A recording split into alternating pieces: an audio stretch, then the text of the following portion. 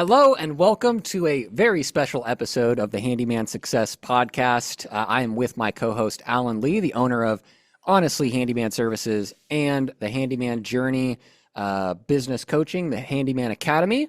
I'm Jason Call, owner of Handyman Marketing Pros. In this episode, we're actually going to be discussing a topic. So this is a first kind of new episode style, if you will. So we'd love to hear your feedback as long as it's positive. Just kidding. We can take the heat. So anyway, in this episode, we're going to be talking about the mindset of transitioning from being an employee to a business owner. This is going to be applicable to anyone thinking about starting a business, anyone that's new, and also kind of checking yourself as an established business owner. We're all guilty of going through business in life, and it's good to relook at our mindset and maybe some limiting beliefs. So all that being said, the first topic we're going to discuss here of this business owner mindset that contrasts with being an employee is around pricing. One of the biggest things we picked up from interviewing in our guests on the podcast is, when you mention that hourly rate of like $100 an hour and like a doctor's like, I don't even make that. It's just a totally different thing when you're in business for yourself. So obviously there's overhead and lots of different things that factor into pricing. So Alan, what are your thoughts on this mindset of pricing as you become a business owner? Definitely. Yeah. So there's a lot of differences. And I think it really shows itself whenever you or someone starts up a handyman business. When I first started my handyman business, I was making $25 an hour at my job being an auto mechanic. And when I started this business, I'm like, just picked a number out of thin air, and I decided I was going to charge $50 an hour because I'm like, that's double what I'm making at the auto shop. So that sounds great, right? But then very quickly, I realized that there's a whole lot more expenses when you're actually running and operating your own business than being an employee. As an employee, you literally show up, you do the work that they tell you to do, and then you go home. That's it.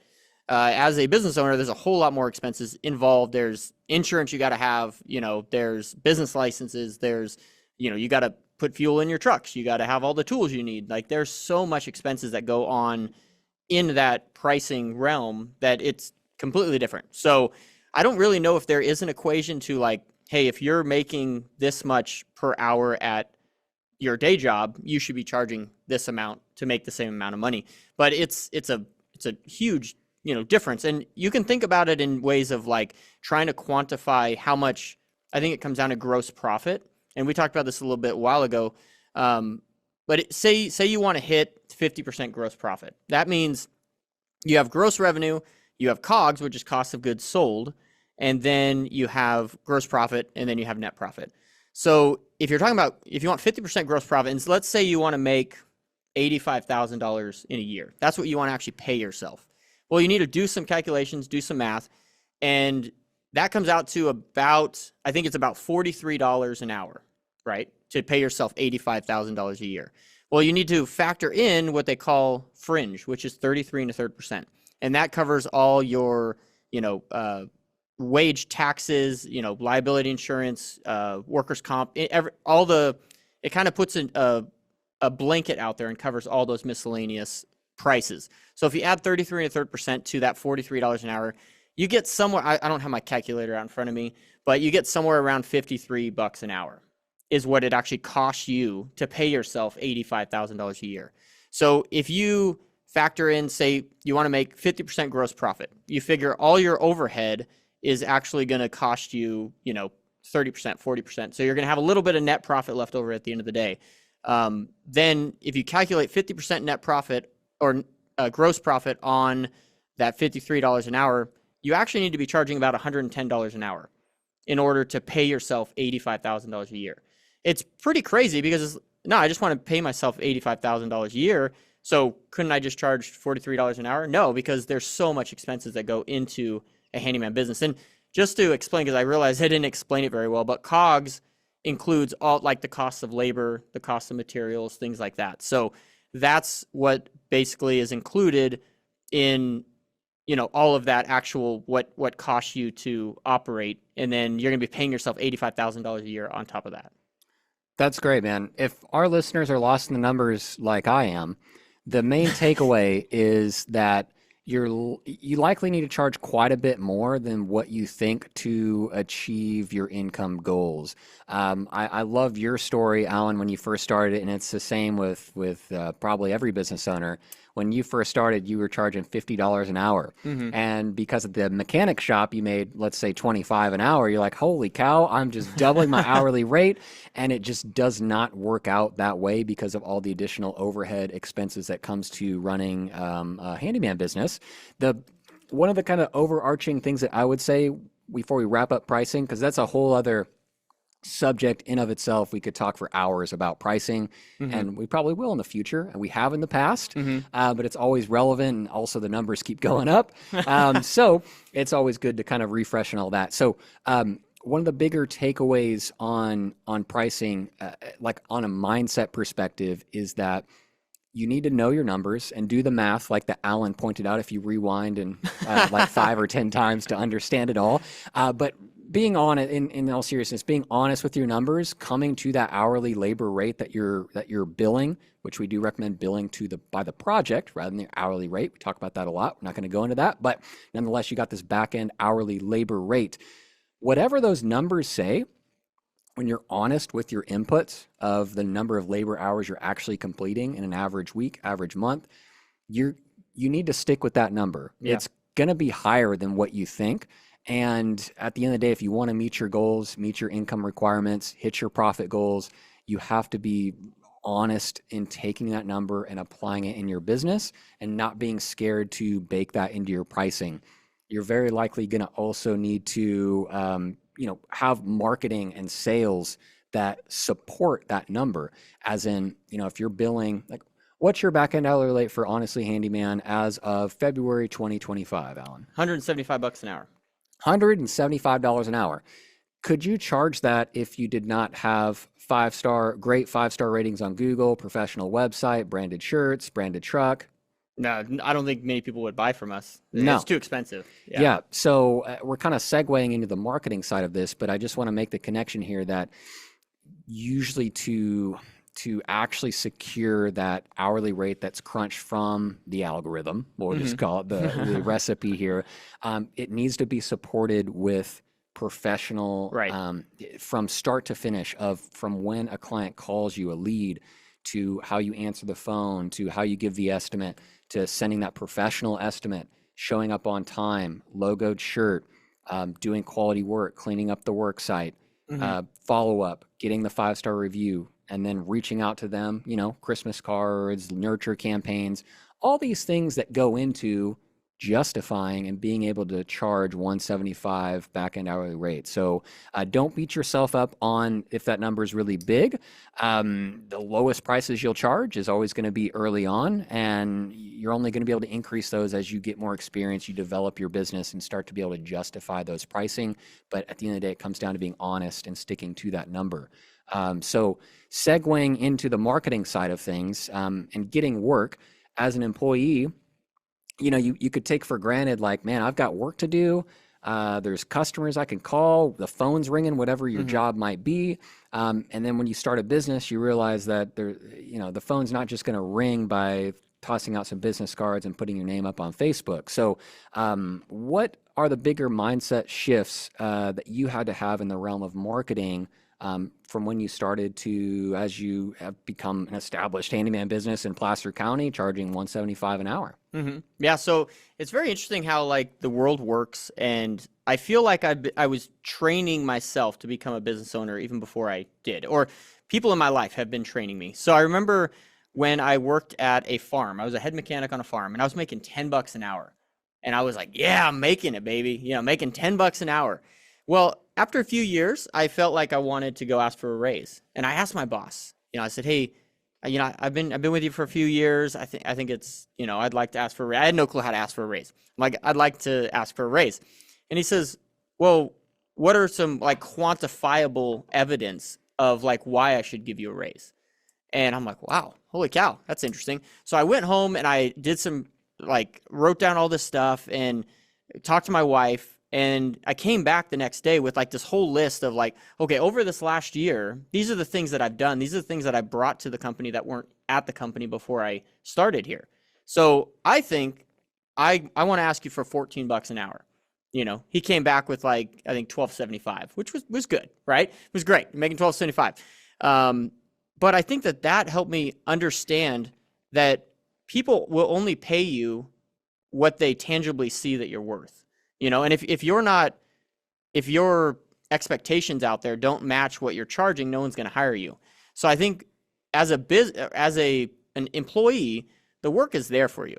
You show up every single day, you do the work, you go home. That's it. You don't have to worry about how the work actually gets there. You just do it.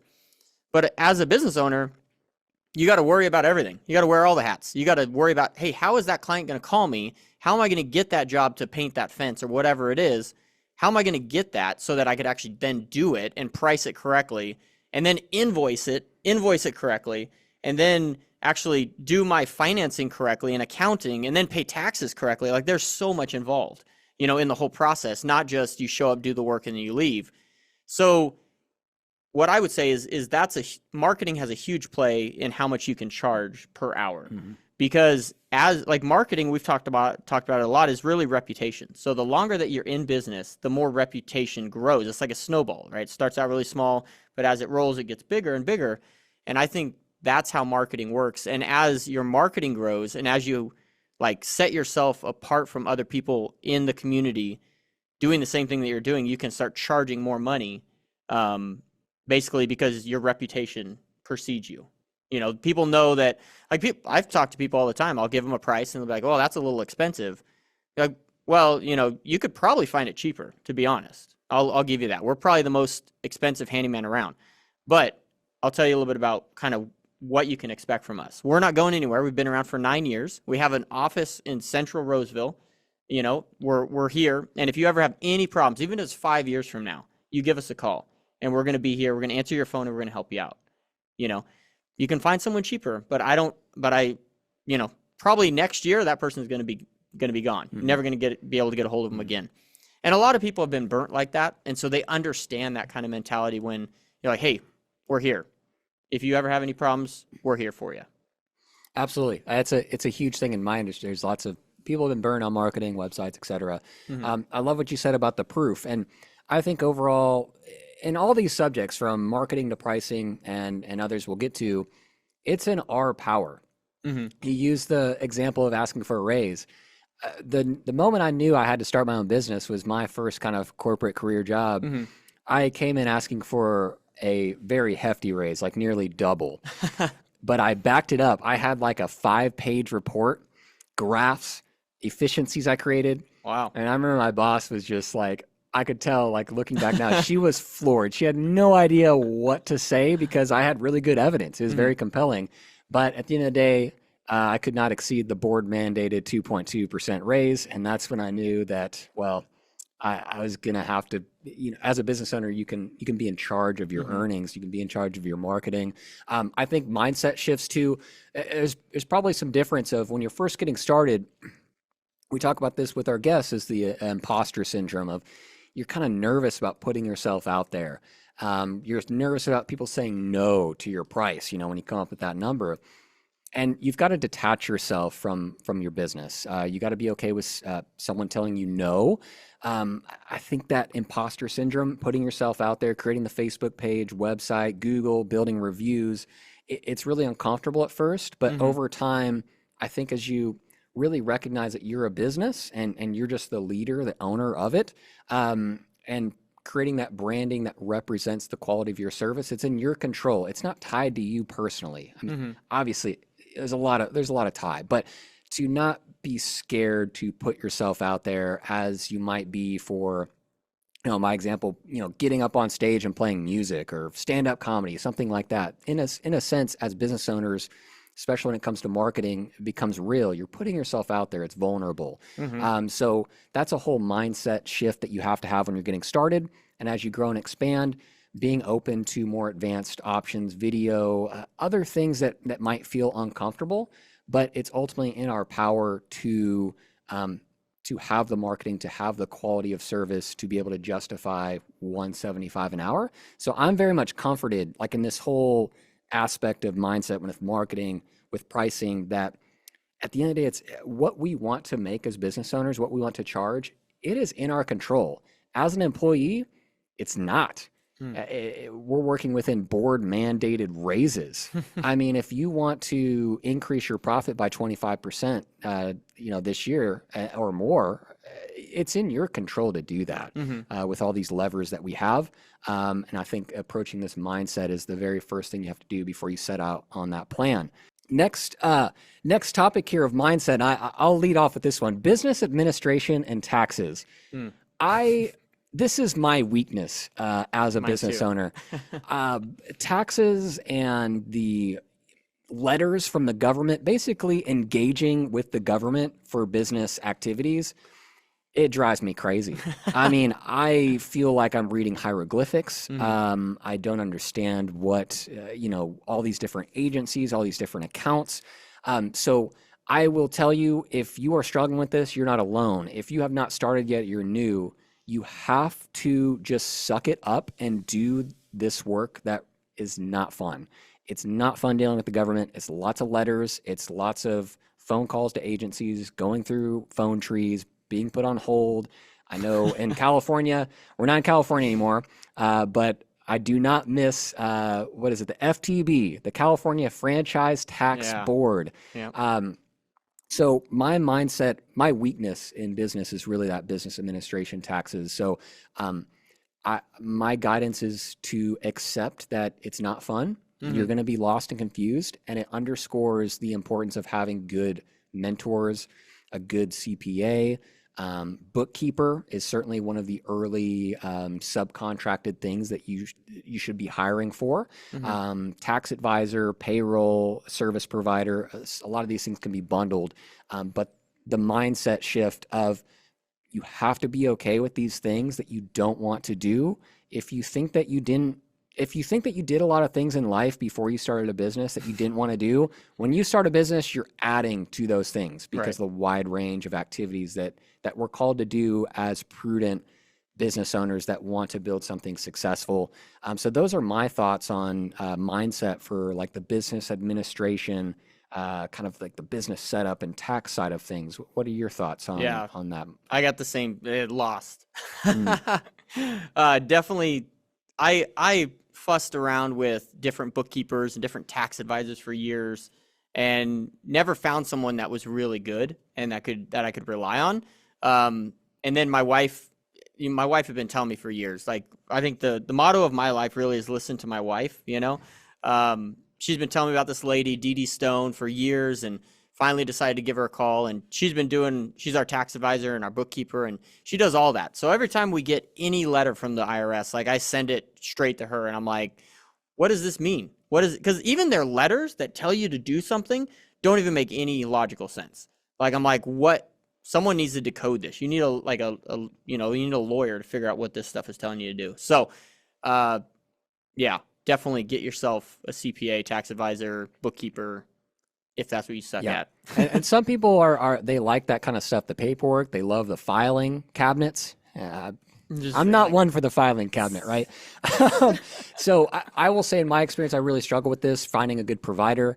I've had good success with ADP. As a payroll provider and as a general service, when you get that scary letter from the government and it's hieroglyphics, like, what does this mean? Do we have to adjust our unemployment insurance tax rate? Whatever that looks like, having a rep that can help you at least point you in the right direction on this subject. I think for most our listeners here, that's going to be something you'll want to tackle once you're really off the ground and getting your feet wet. But just know when you're getting things started, you will get letters from the government, different accounts that you have to set up with varying agencies. It's going to depend on your state. The biggest mindset thing is you've got to be open with it. You've got to follow what they're asking for, pay the bills that they're wanting you to pay. The government will reach into that bank account and take what is owed. We actually had that experience, and not without going into too much detail.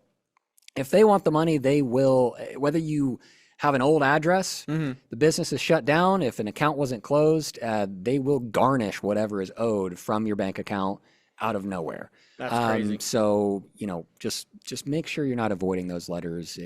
I was guilty of not taking it seriously. and it's not a smart thing to do. And it was a mindset issue. It Mm-hmm. just drove me crazy because I didn't understand it, and it was frustrating.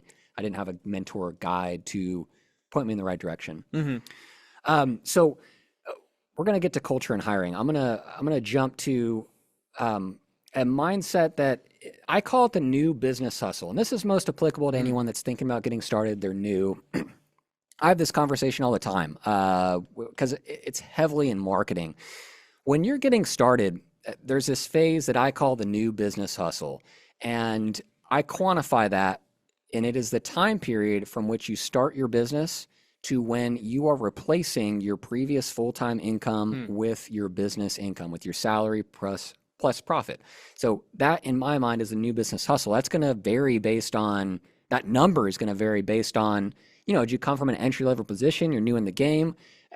There's plenty of folks we've talked to, they've left a six-figure paying corporate job, and that new business hustle to replace six-figure income, it takes longer than someone that's replacing, a minimum wage kind of early on job. So this new business hustle mindset is huge. I think it's the hardest phase of business because so much of that mindset transformation has to happen or else you will go out of business. And it's why most new businesses will fail in the first year, 3 years, certainly 5 years. Most will fade away because they just can't cut this point of getting to sustainability, matching their previous income, taking care of the household. It's the hardest phase in business because it requires the most elbow grease. Like, you've got to get out and network. You've got to figure out getting a website, Google profile, reviews, business cards, other print marketing, identifying your good marketing strategies that are going to consistently drive traffic inquiries from ideal clients that'll pay your price that you need to be paying, as well as all the background stuff with administration.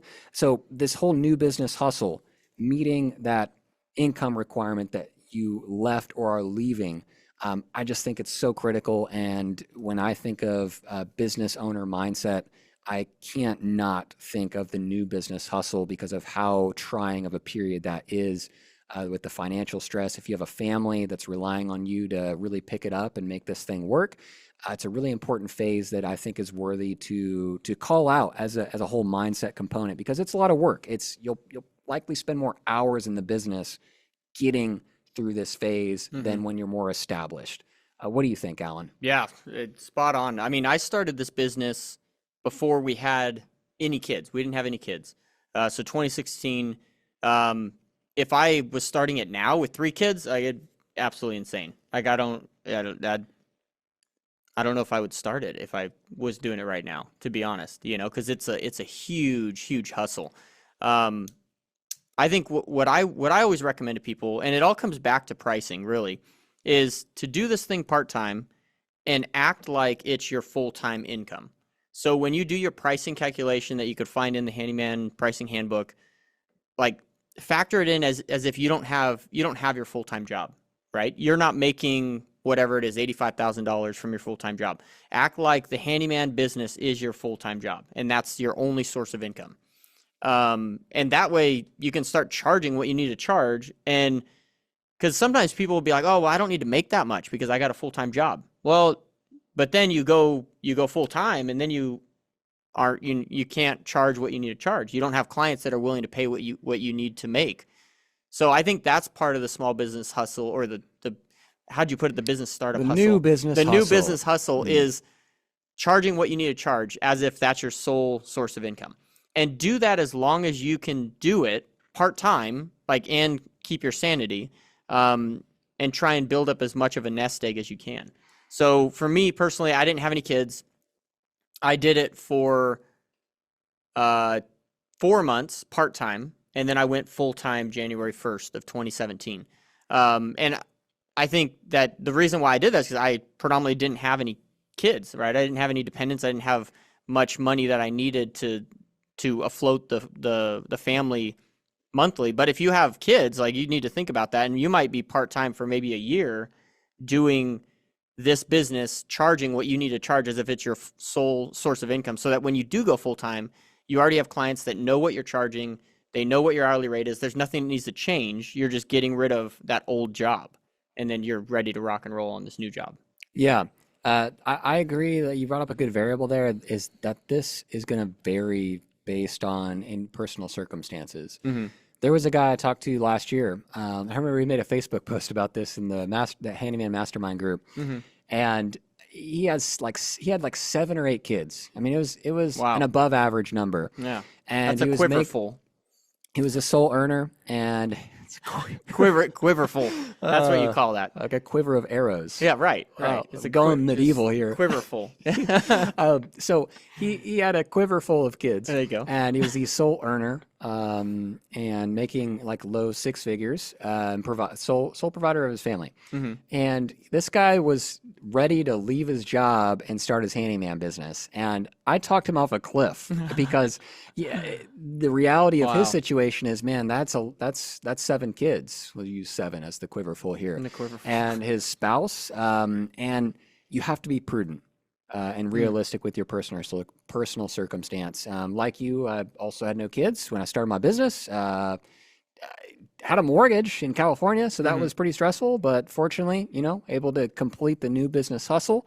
It was, I think, the most challenging part, at least of my personal business journey, and something that I always make clear for folks that are starting up. And the last point I'll make on this is, you mentioned the 40-hour work week. When you look at a framework for this new business hustle, I love to use this example of the 40-hour work week. So say when you're starting, you have 10 labor hours a week that you're booked. That means you should be spending the additional 30 hours in your week on sales generating activities. Yes. I'm talking about things that are going to directly lead to making that phone ring and get jobs on the books and revenue into the bank. These are not activities like writing blog posts and doing little random stuff that is not a direct sales generating activity. There's lots of little distracting things you can do in business. Can they improve your business? Absolutely. But in this new business hustle phase, you need to get to the point of sustainability, meeting your full-time labor hours goal. For most, I think 30 hours of labor a week, 34 is pretty realistic for an owner-operator to be successful, booked out, profitable, with the remaining hours of admin, marketing, etc. It's going to vary based on your own pricing equation. But that's a practical framework I like to offer for folks of be honest with your time. As the mindset of a business owner, you have freedom. That freedom can make you or it can break you. So you have to be prudent and honest with your time. Don't twiddle your thumbs and do things that aren't generating actual sales. Please do, in this phase, focus on getting revenue in the bank, and building up this foundation that can consistently churn out leads, phone calls, revenue, to start getting a solid foundation for you to then have that creativity of how you want to grow your business, increase your prices, be more profitable, whatever that looks like. Yeah, and I want to highlight at that, the new business hustle, you said it's the most challenging, and I would agree with you, but I would also say that it's the most fun and the most impactful. I remember that time when I was just hustling to literally make ends meet. It was very challenging, but it was so fun, and it was so impactful because I was literally working as if my life depended on it. And I think there comes a time in business where things start smoothing out. Maybe, you got good reputation and this and that. When you start slacking a little bit and you start like, okay, I can let off the reins a little bit. And then that's when stuff starts happening. One huge thing was when I first started, I was hustling and I was just moving and grooving. And then I got to a point where I was booked out for like 2 months at a time. And I got to a point where, and I've shared this story, I got to a point where I wasn't answering or returning phone calls, because I felt like I was at this point where, one, I was too busy. I was just like so busy. I was just, up on a ladder hammering nails, and people are calling. I can't answer it. And then wouldn't call them back. But then I wasn't working as if my life depended on it, because I'm like, I got 2 months. I got 2 months of work. I'm good. Right? But it's that moment when you think you're good and you got it all figured out is when damage starts coming, And then I started getting a reputation of like, hey, don't call on asleep because he doesn't answer his phone, And then that's when I realized I needed to hire my first employee, my first CSR, and, so goes the story. But so I think we need to never forget that like the humble beginning almost of that, working as if your life depends on it. Because as a business owner, we're not paying into a company pension. We don't have insurance provided by a company. We don't have retirement that we're going to get when we retire. Like, it's all on us. And if we don't work as if our lives depend on it, things are going to go south really quick. And as a small business, as a business owner, there's nothing else to fall back on. Yeah, complacency can kill a business. Yeah. And I want to distinguish too, complacency versus being content with what you have. Right. In my experience in life, I believe that success is being content with what you have. Mm-hmm. Does that mean that you can't grow your business? No, you should definitely have goals to, expand, whether it's hiring or whether it's being more profitable yourself as an owner operator. There's so many ways to be successful in business, but the true success at a personal level is being content with what you have. There's no success and joy in having a multiple 7-figure business, but being absolutely miserable and crushing your sales goals, but your family's falling apart. You're personally just not satisfied. So there's a balance of being content with what you have, but still being hungry and passionate to pursue that growth. But complacency, I think, is a dangerous word. Very different from contentedness, being content with what you have. There's this one saying that I mostly agree with that says, if you're not growing, you're slowly dying. Yeah. And again, I don't think growing necessarily means hiring and always achieving new like sales goals and new levels of that. Growing can look different, but I do think that if you're not focused on doing things better, then things are going to start going downhill. And that kind of segues into the next topic, unless you have any other thoughts on. Good. You're good? Okay, man. So the next topic I've got here is better is best. More than just filling a role or doing the job. So as a business owner, we have the power to make things better, to earn more from the business, to earn more freedom of time with our families or whatever we'd like to spend time on. And I like this mindset of better is best. We don't have to make everything perfect when we launch it. We like to use the slogan of ready, shoot, aim, which is obviously a little bit different from the standard phrase of ready, aim, shoot. But the whole idea is let's launch this puppy and then refine it as it's out there.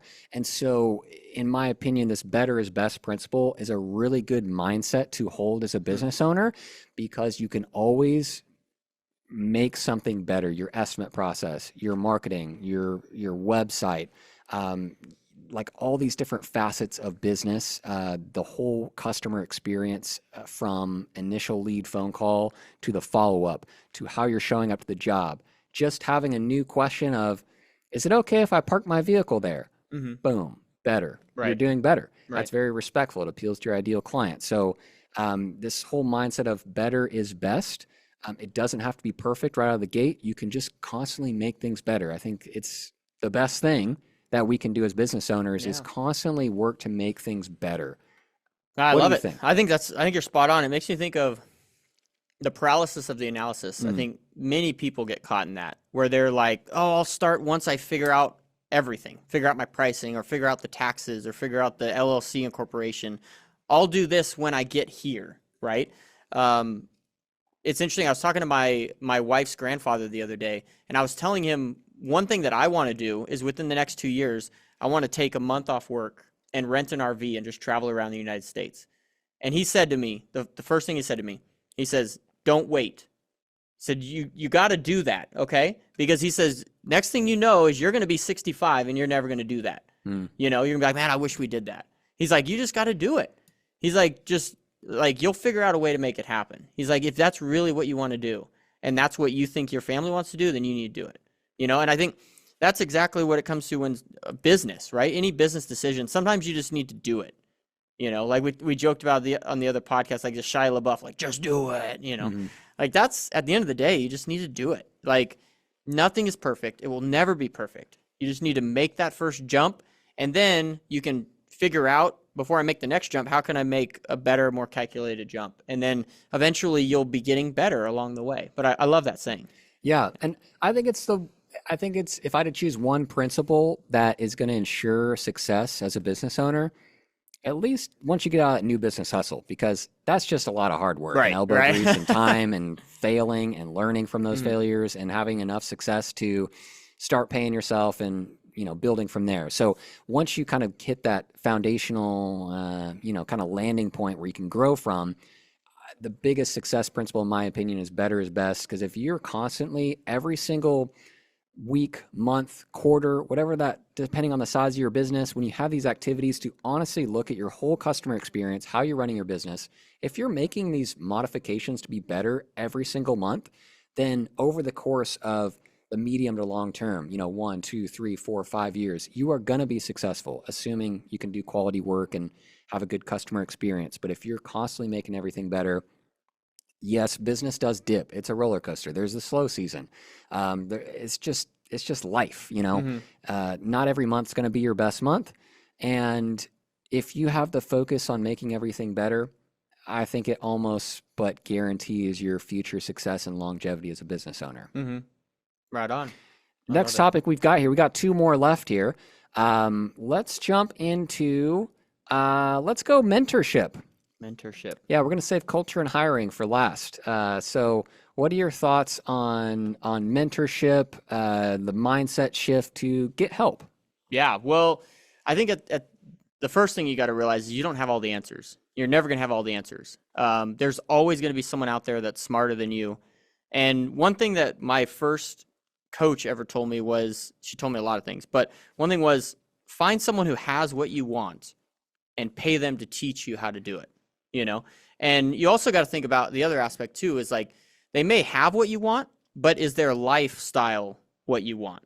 Like if someone if they're rich and famous and that's what you're going for, let's just say that's what you're going for, but their life is in shambles, they're divorced and their ex-wife hates them and their kids hate them. Like, is that really someone you want to follow? You got to ask yourself that. So I think it's important to surround yourself with people that are better than you, that know more than you, but also have the lifestyle that you want. I think that's very important.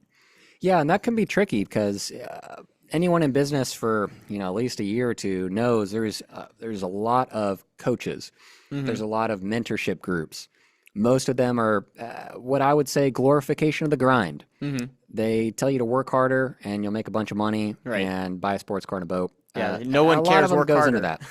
I'm not bashing that. You should pursue things that bring you authentic joy, but seeking mentors that exhibit characteristics that you would like to align your life with. I'll use our shared coach, Michael Oakes. Michael Oakes. Shout out to Michael. Sundance Coaching. Yes. He'll pay us later. Later. He's a fantastic human being, and one of the kind of solidifying thing that he said that I knew, and I had known him for a little while before he said this, that his main mission in life is to be on his family, his kids, his 4 kids, his wife journey, and help them know God and get to heaven, because he wants to be there with his family. And as that's important for me in a mentor. And I just thought it was above all his business experience and different ways that he's guided me as a business owner, as a man. That was just a foundational kind of cultural characteristic that I was very drawn to personally. And so when you're seeking mentorship, first, as a mindset principle, you have to acknowledge that you need help. A lot of people are scared to ask for help. It's okay to ask for help. It's the only way you're going to keep progressing and have people call you out, tell you very plainly what you should be doing better, what you're doing wrong, what you're doing well. But don't just look at the results-orientated mentorship. Absolutely, you need to follow people that have the format, that have the success that you're looking to achieve.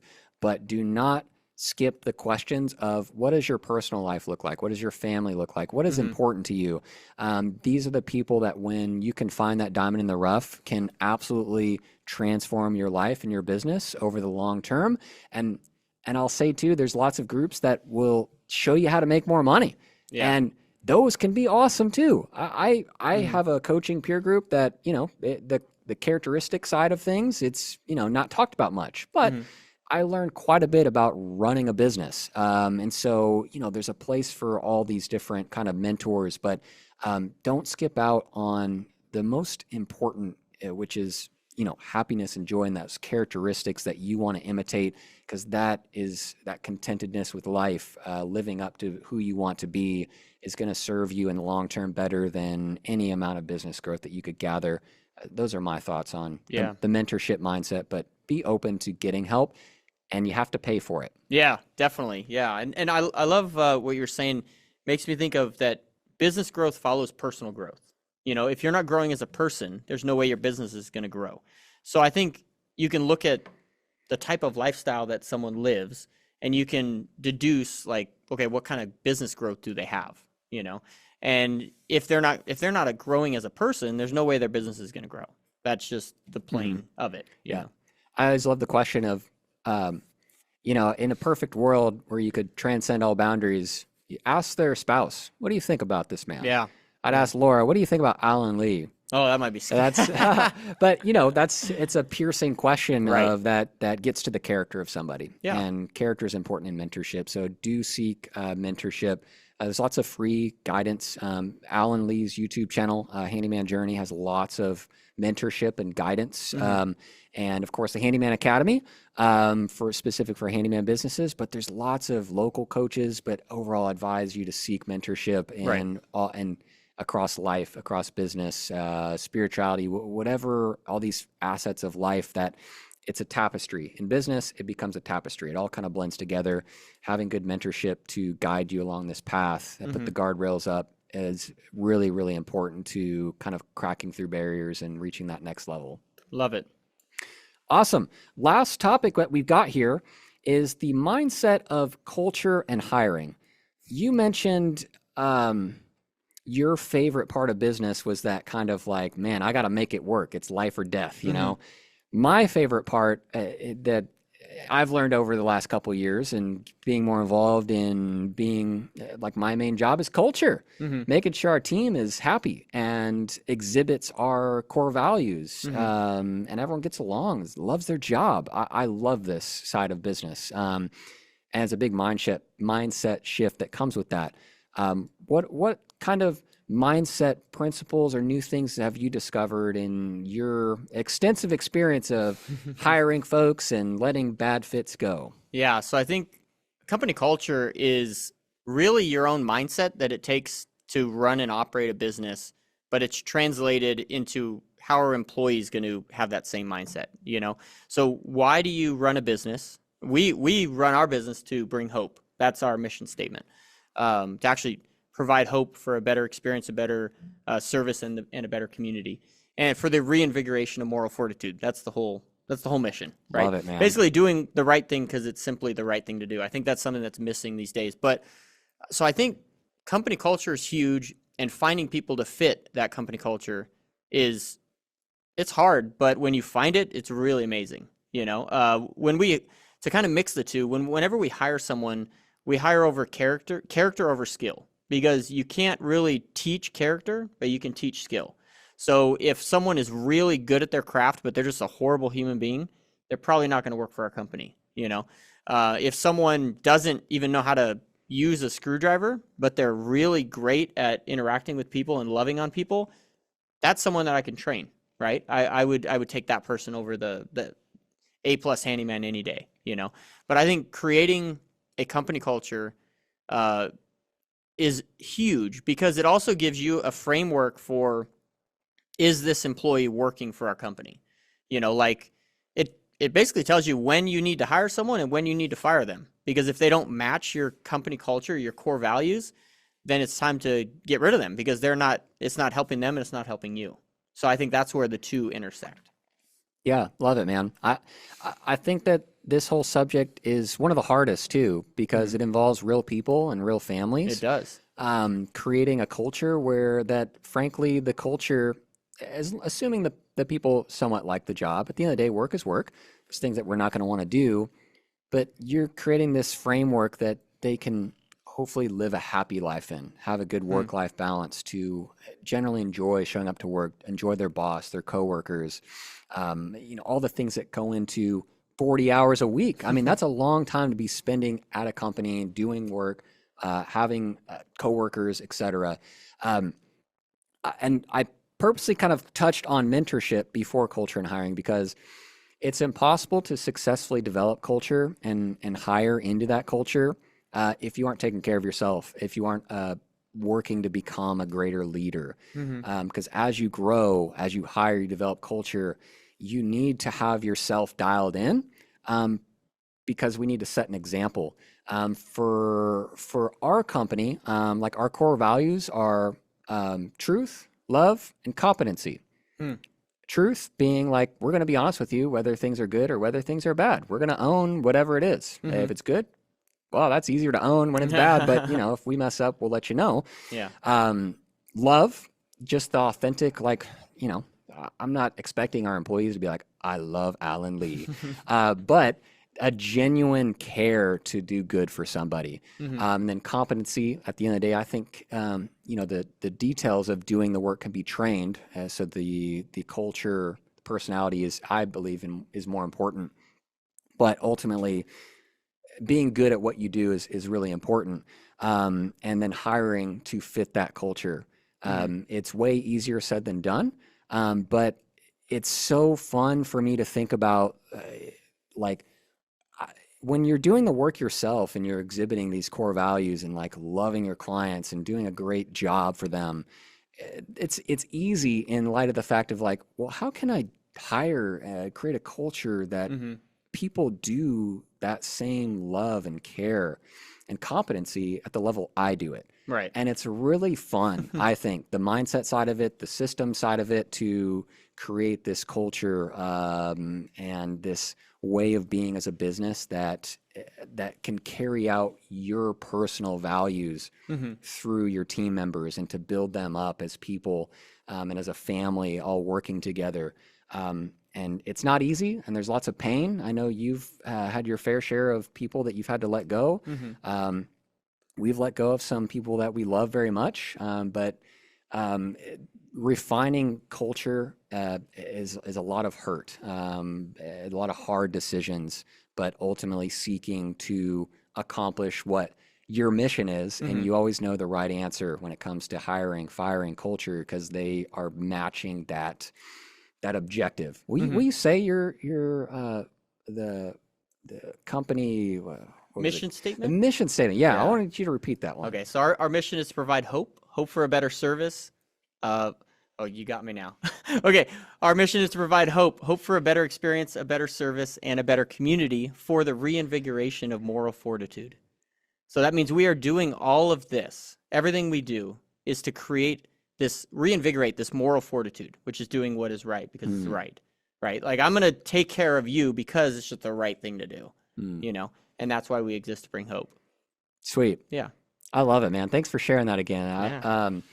I'd say my final thought on the mindset of culture and hiring is, it's the last topic for a reason, because a lot of things have to come before it. And I think ultimately, for most, it requires you to really, even if you think you're a great leader, it forces you to really challenge yourself to be real and to live into a culture you truly want to create for your team and your business. That's ultimately the only way to continue to grow and provide the same quality of service that your customers might know you as the owner operator, or maybe as your small team of a helper and another technician.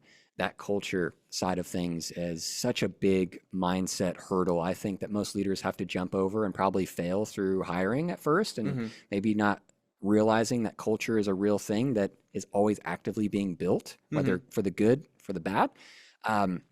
So a fun topic that I saved for last for a reason, since it's more for, as you're kind of growing beyond yourself. Yeah. And I would say, every time I've had to fire someone, it's been because there's been a boundary that I didn't set, or there was a boundary they didn't set. Somewhere the company culture got stepped over because I didn't set a boundary. So really, every time you have to fire someone or let someone go, it's really a reflection on you of like, hey, what could I have done differently to make this turn out better?